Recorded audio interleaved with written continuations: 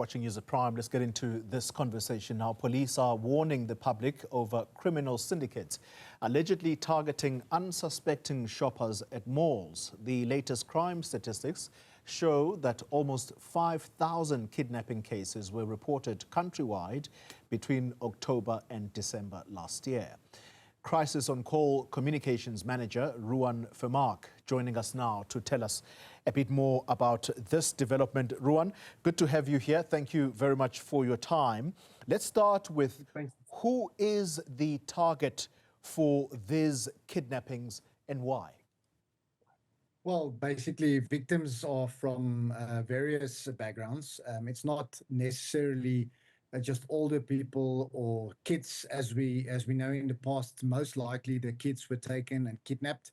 That's the way we grew up. But these days, it is business owners. It is families of business owners.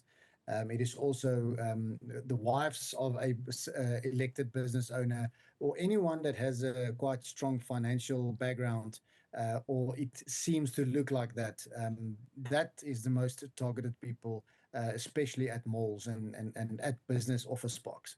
So let's try and get into the minds of the criminals.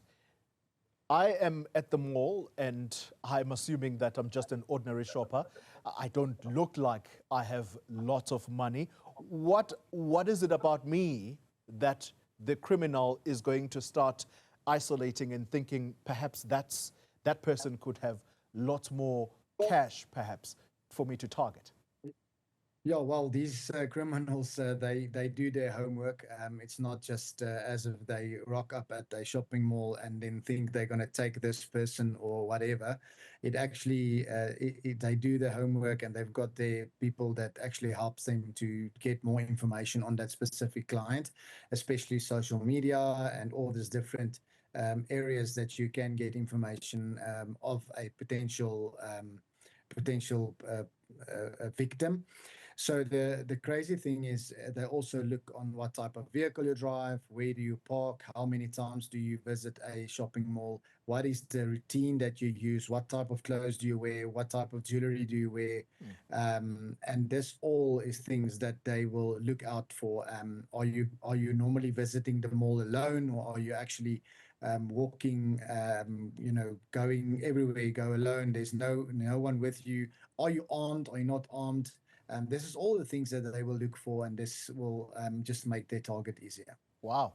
So the profiling, because I think that's what they are doing, the profiling is not only in person when they see you at the mall, so it goes to social media, what you put out there about yourself, about your life, that makes you a target. The other worrying element here, Ruan, is that women are targets. Why is that? So basically, it's a softer target because normally they've got the kids with them most of the time. They will drive, let's say, like a SUV. This was a few reported cases in the past year. So they will then basically at the shopping center while while your wife or the lady is actually busy packing the boot of the groceries that they bought. The next moment, the kidnapper will then jump into the car. At the moment you want to get in your vehicle, then they just take you and push you to the passenger seat. Most likely there's children already in the jump seats or in the baby seats, and this gives them access then to drive off with you. And this can then lead to ransom later on. They'll phone the husband or the business or whoever that is involved, and then they can actually ask for ransom because they've got someone to help. And especially when there's women or children involved, it actually gives them much more information and much more, because it's a much more personal thing, if it makes sense, in that certain cases. Yeah, and the reason I'm being detailed about the line of questioning here, Ruan, is so that the public is aware. So let's talk a little bit more about other settings where you become a soft target for kidnapping. So we've spoken about malls. Where else do they target you? Well, basically, they can also target you outside of your office space, outside of your home. If you travel the same route every day from the work or the gym to your home, this can actually lead to people know exactly what route you take, and they can start to follow you, and then it can make you also a victim. They will keep watch, and they will see yet again, what type of vehicle you're driving, what type of cash do you spend, whatever, and where do you hang out. And this can also lead to a kidnapping situation later on. Yeah. All right. Let's drill a little bit deeper. Is this for financial gain only, or have victims also been harmed in the process? Well, it's difficult to say because it's best of both worlds, if it makes sense. So it can be for financial gain, it can be for other reasons as well that is not disclosed. So you will never know until something like that actually happens. And yeah, so that it can really be best of both worlds. Yeah. Based on the article I read, it does appear that Gauteng is the epicenter. Talk to us a little bit more about that. Why is Gauteng the key province where this is happening? Yeah, so Gauteng marks more than 53% of the latest reported kidnappings, which makes it quite alarming. Because, but the main focus here is because most of the businesses and the head offices are based in Gauteng. So there's a lot of business that's being conducted in Gauteng between B2Bs and B2Cs, and that actually makes a quite larger target. So where other provinces in South Africa doesn't have that much business going on, than Gauteng. All right.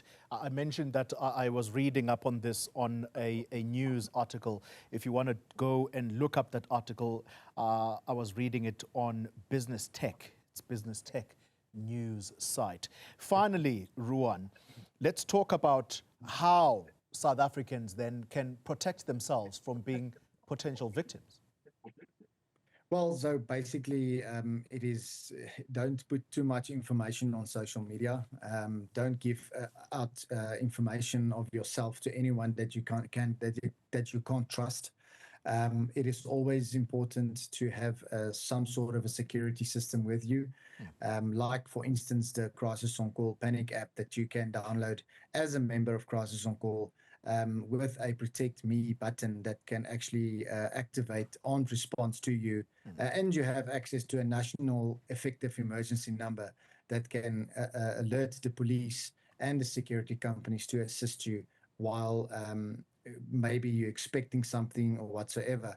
It's also important to notice that if you expect something is not right, rather report it and make sure that you and your family is also safe. Thank you very much for those tips. Ruan Vermaak is with CrisisOnCall, a communications manager there. Very, very worrying statistics. So